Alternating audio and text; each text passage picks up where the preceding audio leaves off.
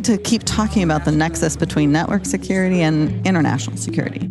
Hello, everyone, and welcome to another episode of Caveat, the CyberWire's Law and Policy podcast. I'm Dave Bittner, and joining me is my co-host, Ben Yellen, from the University of Maryland Center for Health and Homeland Security. Hey, Ben. Hi, Dave. On this week's show, Ben has an update on NSA's phone surveillance program. I've got a story about cars snitching on their owners, and later in the show, my interview with Liesyl Franz. She's from the U.S. Department of State in the Office of the Coordinator for Cyber Issues. While this show covers legal topics and Ben is a lawyer, the views expressed do not constitute legal advice. For official legal advice on any of the topics we cover, please contact your attorney. We'll be right back after a word from our sponsors.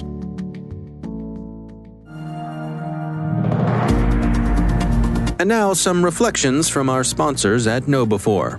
What's a policy? We've heard a few definitions. Some say it's an elaborate procedure designed to prevent a recurrence of a single, non-repeatable event. Others say it's the way that the suits play CYA. Still others say it's whatever happens to reside in those binders the consultants left behind them right before they presented their bill. How about a more positive approach? As KnowBe4 can tell you, better policy means better security, and getting the policies right is a big part of security. So is setting them up in ways that your people can actually follow them. We'll hear later in the show about how you might approach policy. And we are back. Ben, why don't you start things off for us this week? So we are back in the NSA surveillance world. This is an issue that kind of pops up every few months.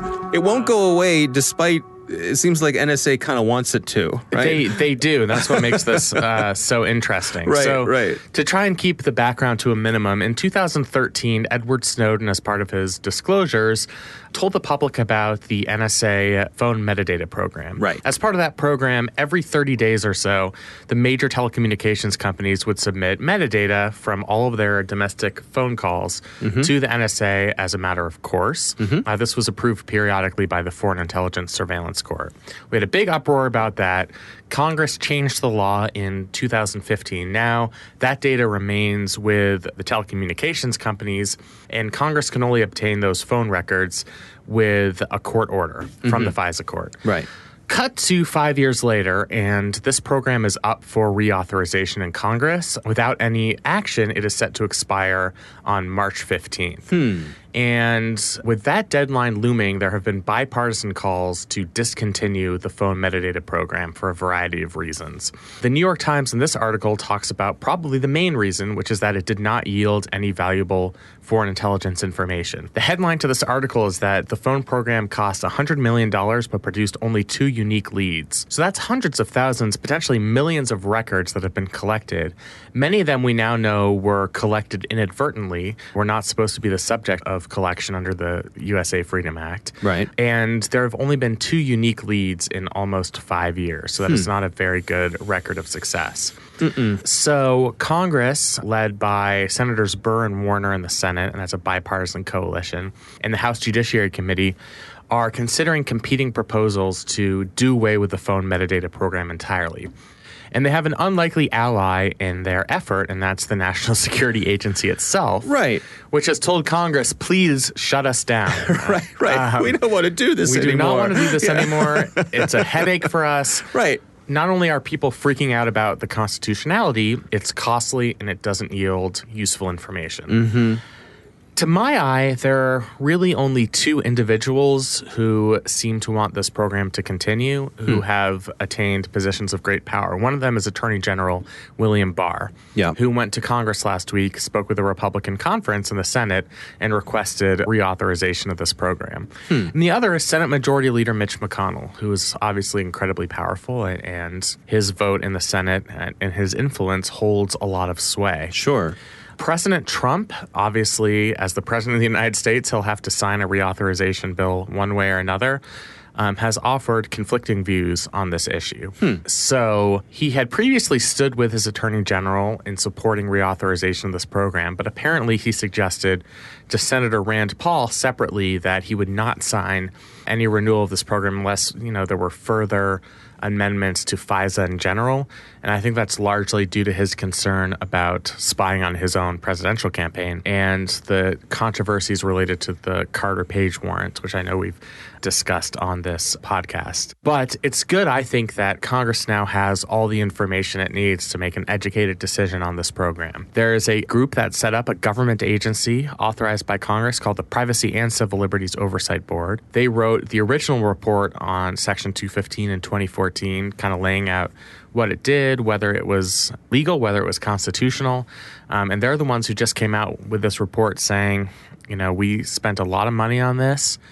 As a government, we collected a lot of records. We collected a lot of records inadvertently, not by any malfeasance, but just by not having proper ways to filter the data that was coming in. Mm-hmm. And it hasn't been an effective counterintelligence tool. And so it will now be up to Congress to determine whether to listen to the Privacy and Civil Liberties Oversight Board, to many bipartisan members, and to the NSA itself as to whether the curtain should finally descend on phone metadata. Is there any indication from Barr and McConnell as to why they still want this to be reauthorized? From what Mitch McConnell said, and I think it was noted in this article, he just thinks, he spoke very generally about we need all the tools we can to protect against terrorism. One thing that's always difficult on these national security issues is a lot of the information is classified. Some parts of this report, the Privacy and Civil Liberties Oversight Board report, have been redacted because there might be classified information in them. Mm-hmm. So I'm always hesitant to say there's no way this program should continue based on the information we know, because there may be information we don't know. But it's not like, in my view, Senator McConnell and Attorney General Barr have offered a compelling rationale. And furthermore, if they were privy to classified information, then Senator Burr, a Republican from North Carolina, who's the chair of the Senate Intelligence Committee, is of course privy to that same exact information. Right. And he has proposed a bill to discontinue bulk phone metadata collection. So, I don't think there's anything that's secretly been told to the Attorney General and to Senator McConnell that would justify reauthorization of this bill, besides what I think they would say, which is that we need to have every tool in our toolbox, even if we're not using this phone metadata now, and the NSA is not currently operating this program as we speak, we may need to use it in the future. Yeah. And so I think that's what those two individuals would argue. It reminds me of some of those stories that we've heard where the Army goes to Congress and says, hey, we've got plenty of tanks. If there's one thing we do not need, it's more tanks. And Congress says, you know what? We're going to build more tanks. We're going to build some more tanks. See, what's different here, and I sort of had a problem with the way this article was framed, because it said, we spent $100 million. I hate to be one of those actually people, but that's actually not a lot of money in the context of the federal budget, and really in the context of our surveillance budget and our national security budget. To me, it's less about the money to be made here. I don't think anybody's making a buck off of this, whereas you could say, the new tank, some defense contractor is getting rich. Yeah. Here, I think it's really... There are legitimate concerns about having all of, our intelligence tools in our toolbox. Yeah. But the negative aspects of the program are not necessarily money related either. I think the reason people find this program so objectionable is not because it's costly. It's because it potentially is a major invasion of privacy, encompasses many conversations between Americans that people are not expecting to be troved through by the National Security Agency. Right.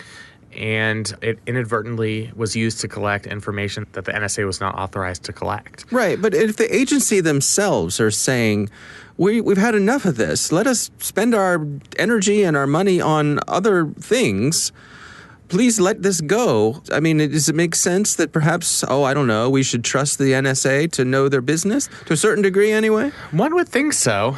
You can certainly think of other instances where the head of an agency in the government makes some sort of policy recommendation, but ultimately the powers that be, whether it be the president or the attorney general, decide that that decision isn't going to be followed. And just because the president and attorney general have a certain view doesn't mean it is per se wrong if it's not held by the NSA. But I just think in this case, the NSA feels the way it does because the evidence is so overwhelming. It's been laid out by the NSA itself and now by the Privacy and Civil Liberties Oversight Board. Right. That oversight is important. Absolutely. Yeah. So you have these nonpartisan bodies that have come to the same conclusion, and now the decision really rests with members of Congress. And as I've said many times on this podcast, if your plan is to rely on members of Congress to do something, you're probably going to end up being disappointed. Which means if I had to guess as to what happens on March 15th, I bet that this program is temporarily reauthorized, maybe for a period of a couple of months while they continue to try and work out these issues. Kicking the can down the road. That's what we do. Yeah. All right. Well, my story this week comes from the Washington Post, written by Jeffrey Fowler. He's their technology columnist, and it's titled, "My Car Was in a Hit and Run. Then I Learned It Recorded the Whole Thing." And what Jeffrey Fowler is getting at here is that more and more cars these days come with all sorts of cameras and recorders built in. And he happens to drive a Tesla Model 3, which is a very nice car, but certainly nothing too exotic. You see them around fairly regularly. You were just in the Bay Area, so you probably saw them on every block, but yes. That's true. Actually, it's funny. That's the first place I ever saw a Tesla Model 3 was in the Bay Area. And I thought, oh, here we are, San Francisco. I mean, if you take 280 between San Francisco and San Jose, every other car will be a Tesla. Yeah, it's funny. A listener of the Cyberwire who happens to work over at Fort Meade once made the point that there are more Teslas than Humvees in the parking lot at Fort Meade. Interesting. Which is funny. Yeah. Funny. No. Okay. Anyway, back to our story. So Jeffrey Fowler found himself in the situation where his car was parked somewhere and it got hit. Turns out it got hit by a city bus. But the car was automatically recording video, 360-degree video, and so he had a record of what happened to the car. He came back to his car, found his car had been damaged, pulled out the memory card from his car, put it in his computer, and he had video of this city bus hitting his car. So in his case, turned out good for him because he was able to go to the city and say, hey, you need to pay to repair my car. Your bus hit my car. Actually had video of the driver of the bus so they could identify who was driving and all that sort of stuff. But he makes the larger case that with these cars doing so much recording of not only video, but also the data about what the car is doing. The cars have GPS built in right now. They'll measure how fast the car was going. They'll measure how hard you were hitting the brakes. All of this information that is gathered by the car automatically, well, all that information, it can be used to your benefit, but there's a potential it could be used against you. I'd hate to have my car know that much information about me. And I'm sorry that the writer of this author got in a car crash, but the article that came out of it was pretty illuminating. And he talks about the potential dystopia of mass surveillance emanating from our vehicles. So it's not just external surveillance, which was obviously useful in these circumstances, but also has more detrimental impacts. For example, the exterior cameras activate automatically when somebody comes within a certain distance of a car. So in a dense, urban area, that might be a lot of different people who are unknowingly subjecting themselves to video surveillance. So that's just one issue. Not to mention, the meticulous log that these cars take of a driver's every action. Let's say, as he says in this article, the insurance company gives somebody an incentive to opt into this program, which for Tesla is called Sentry, and the person complies. They're potentially letting the insurance company see how safe of a driver you are. When you were going 70 in, a 35-mile-an-hour school zone. When you were doing what's called a California rule where you don't actually stop at the stop sign. You slowly slow down and then continue through the intersection. And I think that's particularly compelling. Where I always think about this in a legal perspective is that our legal system is not built currently to handle the type of surveillance technology that exists. Because, as it applies to individuals on the street, that's sort of covered by the plain view doctrine. If you're putting yourself out there in public, anything captured on a camera, the government does not need a warrant to obtain it. And I think that any driver data would almost certainly be covered by the third-party doctrine. You are voluntarily letting your Tesla collect information on you. As soon as you press that button that turns on the car, you know or should know that they're compiling a pretty extensive record of all of your driving maneuvers. And so you sort of assume the risk of engaging in that behavior. As far as I know, with a lot of this stuff, there's no way to opt out. That information, when the brakes are pressed, when all of that functional operational data that the car is always collecting. I don't believe there's a menu. I know in my car, I've looked for it. There's no menu item that says, please don't gather this. It's part of the operation of the car. And the manufacturers will say for maintenance and safety mode, which could be a legitimate article or argument. Yeah. In terms of the Tesla, I think there are some provisions for opting out, but as a general point, absolutely, there are going to be certain things you cannot opt out of. Right. And yes, I completely understand the safety rationale there, but I just think we have to sort of take a step back, stop and think about whether the benefits outweigh the massive invasion of privacy that comes with, the type of surveillance that now goes on in our vehicles. Maybe if we look at it objectively, and I think that's what the author of this article does, maybe the benefits do outweigh the costs. Being able to see the bus that sideswiped you on the street, using that to get some sort of settlement or cash from your insurance company, and having to put up with your spouse being able to see what you're doing, inside that driving console, maybe that's a trade-off you're willing to make. Well, let me ask you this. So let's say I'm out and about driving my car and I get in an accident, and the insurance company or the police or anyone who has an interest in knowing what happened here, if they come to me and they say, we want all the data from your car, what is within my rights to say yes or no to that request? You can say no to that request. They could potentially subpoena those records from Tesla or whatever car you happen to drive. Okay. So if those records are retained with that auto company, which presumably they are because they probably collect them records for their own purposes. So they would have to get a warrant? No, they would not have to get a warrant because you don't have a Fourth Amendment right or the state equivalent in information that you are voluntarily conveying to the car, when you turn it on. So that's information about your own driving habits, and that's, the video cameras that are spying on you while you're driving. The argument here would be as if I didn't want that data collected, I should drive a, 67 Chevelle or something, right? Yeah, I mean, as this author made clear in his piece, we're getting to the point where the government is now requiring new cars that are manufactured to have certain safety features that might invade people's privacy. Right. Every new car after 2018 has to have some version of a backup camera. And, that could be used for surveillance purposes. It certainly has been, probably for a variety of legitimate crime-fighting investigations. But, yeah, I mean, if you are asked, you can say that you do not want to turn it over. The government can get a subpoena if this is a law enforcement matter without having probable cause that a crime has been committed. Interesting. So I would have suspected that they would need a warrant, but not so. My read is that they would not, just because, again, this is something that you're doing voluntarily. There's been a lot of conflicting case law about constitutional rights within one's car. There is a general exception to the warrant requirement that the cops can search your vehicle if you've otherwise been pulled over, even though that is a constitutionally protected space.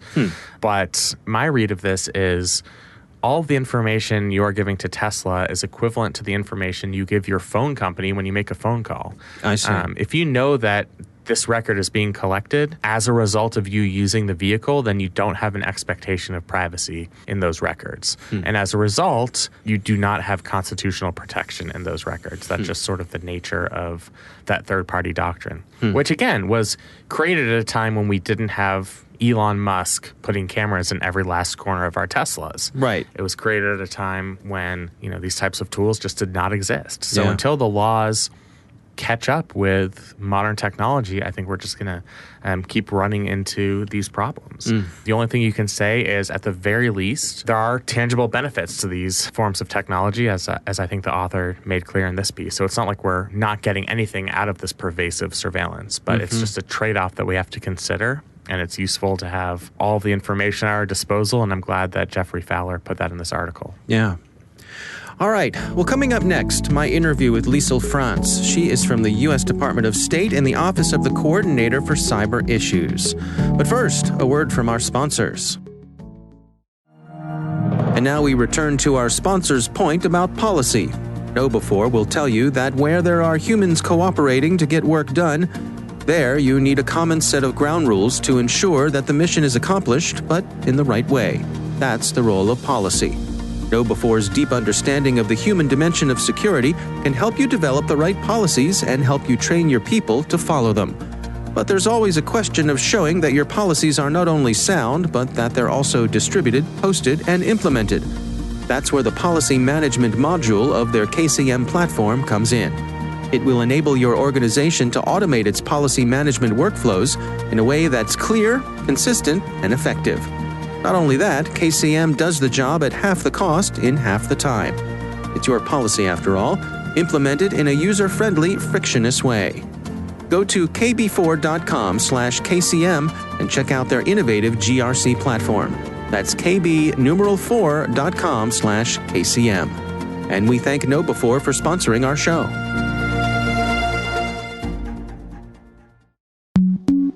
And we are back. Ben, when I was at the RSA conference in San Francisco recently, I had the pleasure of speaking with Liesyl Franz. She is from the U.S. Department of State. She works in the Office of the Coordinator for Cyber Issues.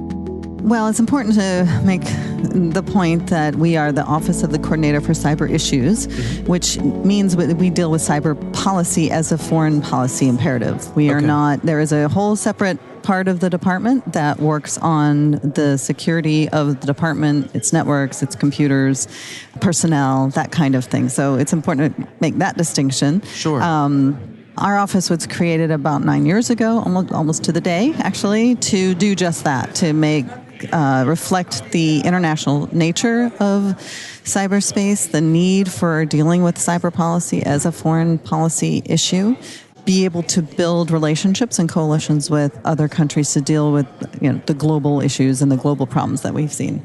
So what is the day-to-day like? What sorts of things are the interactions that you and your team are taking part in? Well, we cover sort of what the cyber policy can cover a lot. One that we focus on is international security. That's sort of the bread and butter for the State Department to deal in multilateral venues. We also work within the interagency with other departments and agencies on bolstering what we call cyber due diligence, which is more along the lines of cybersecurity as we see it here at RSA. We work with others on the messaging and promoting efforts to combat cybercrime. We talk about sort of global governance of the internet. We talk about internet freedom, those kinds of issues that sort of run the gamut. And we work a lot within the department with the other offices that deal parochially with those issues and the interagency. And we take that abroad. So what does that mean? We work sort of in what I would call 3 concentric circles of venues. One is our bilateral relationships with country to country, or our work in regional organizations or regional sub-regions in around the world. But that would include things like the security, regional security organizations like the Organization for Security and Cooperation in Europe, or the Organization of American States, or the ASEAN Regional Forum, things like that, and then take it even further out into the big multilateral organizations like the United Nations. So on the global stage, where does the United States sit in terms of leadership when it comes to cyber policy issues? Well, probably no surprise to hear me sitting at the department say that we have been a driving force and a policy lead on this issue for decades, really. Let's just focus on the international security aspect of this. This sort of came into the purview of the United Nations in 1998, and we have led a process, a process of processes, right. in something called a group of governmental experts, which is a smaller body of UN members, to deal with what is responsible state behavior in cyberspace. And through a series of these groups, we've just started the 6th group over the course of the years. We've managed to develop what we call a framework for responsible state behavior. And it's articulated in the consensus reports that have come out, particularly in 2013 and 2015, and affirmed they will be guided by these principles. And, it has 3 key components. One is that international law applies to cyberspace, existing international law. So first of all, we have a legal framework, and we don't need to create a new legal instrument because we already have that framework. I see. The second is the articulation of voluntary non-binding norms of responsible state behavior. And there's 11 of them articulated in one of the reports. But things like CSIRTs, or Computer Security Incident Response Teams, should be used for good, not for bad. A state should not attack the critical infrastructure of another state. Things like that. Sure. That sort of lay out a framework of what is deemed acceptable and responsible behavior. Yeah. And the third is a little bit more practical. It's developing and implementing confidence-building measures in cyberspace. So utilizing, old diplomatic tools of the trade, right, and applying it to the cyber issues that we face. Like, what are the kinds of things that countries can engage in that build trust, reduce the risk of conflict, reduce the risk of escalation if something were to happen. Things like sharing information about points of contact, or sharing information about your national doctrine, sharing what your organization, your institutional fabric is in the country to deal with cyber issues. You're taking part in several panel discussions here at RSA this year. Yeah. Can you give us an overview? What are the kinds of things that people can expect to hear? Sure. Well, I just finished the first one, actually. I spoke on the Year of the Nation State, which was dealing with how states behave and what is the cyber domain. And right. That gave us all an opportunity to talk about deterrence and deterring malicious actors, whether that's working or not, what else we need to do. And one thing I was able to highlight, and there was quite a bit of conversation about, was the drumbeat of public attributions that we as the U.S. government have done to call out states for their malicious cyber behavior. Yes. And the most recent was last week. We made a statement to publicly attribute attacks on Georgia to Russia, to the GRU. Right, right. My sense is that many nations have been reticent to draw sharp lines in the sand when it comes to behavior in cyberspace. It's first of all, do you think that perception is accurate, and do you have any insights on that? I think it's accurate to say that it's hard to draw bright lines a lot of the time, and so maybe that's what the reticence is. I mentioned we've been working on these things for decades, but it's really only 3 decades, right? It's not 50 years or 100 years. And so things are fairly new, and it's kind of hard even to draw a bright line around things like definitions. So one person's application is another person's cyber weapon, quote unquote. Sure. I don't like to use that term, but that's what I mean. We can't even sort of draw clear lines around that. Or what is one person's security is another person's content control. So how to even draw a line is sometimes hard. So maybe that's what you're sensing. The sense that I've had is that it could be that nation states are reticent to draw lines in the sand because their own intelligence organizations may be taking advantage of some of that ambiguity themselves. So it's in their best interest to not be too specific about certain things, because if we let this ambiguity stay out there for a certain amount of time, that may be in our own interest. I think there's a point to that, Yeah. which is why we as diplomats Yeah. spend a lot of time negotiating text. And the kinds of things that like the outlines of this framework for responsible state behavior that I mentioned, is a way to put what I think are clear expectations of state behavior, but allow for the innovation and communication and technologies, which frankly are not only held by states, right? Yeah. To develop, to move, and if there's some ambiguity for countries, maybe that's reflected in some of that. But the bottom line is to be able to articulate what is acceptable and what isn't. Yeah. Is there a tension between as you described, the pace at which diplomacy moves, which is very deliberate by its nature, and it has to be. But when it comes to cyber, it seems, the pace is just accelerating year after year. And it seems to me like that makes the work that you all do even more challenging because of the different nature of the pace at which those things run. Yes, it affects the ability to put fine points on things or to draw bright lines, like you say. And it also means that, I think we in the U.S. have a very flexible framework for dealing with the internet or cyberspace.